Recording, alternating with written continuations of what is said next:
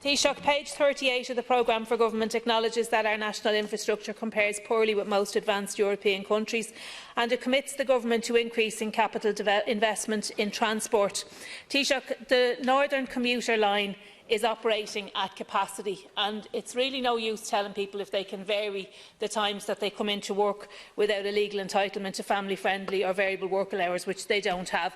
There are big housing developments planned in Lusk, Rush and Balbriggan.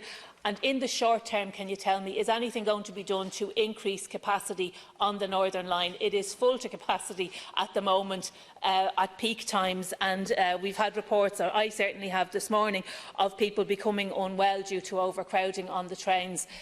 Additional carriages are what is needed in the short term, and I know there is a plan, but that's not going to happen until 2027. In the short term, we need additional capacity on the Northern Line. It's absolutely the case that as a country our infrastructure is not as good as it should be. We're a young country with an expanding population, and we've only been wealthy for the past 20 or 30 years, so we're well behind other European countries in terms of developing our public transport and railway systems. Over 100 years ago they were building metros in Paris and London. We're only going to start doing that in the next couple of years, and obviously as a consequence of the financial crisis there was underinvestment for several years of this decade. But things are now really kicking off in terms of transport investment.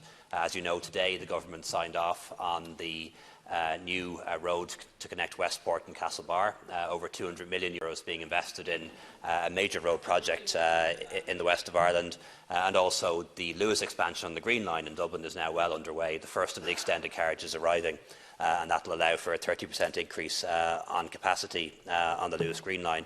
In relation to the Northern Line and the Western Minute Line, which I'm familiar with as well, there are two projects underway. The first is the ordering of carriages, which are ordered, hybrid carriages which will allow us to electrify, but unfortunately they take about 4 years to arrive, and also the National Train Control Centre. That project is now underway, about €100 million being invested in that project, and that will allow more slots and therefore more capacity on the Northern and Minute lines. But in the meantime, unfortunately, it's only investment in buses that will make a difference. It will be a couple of years before those rail services can be improved.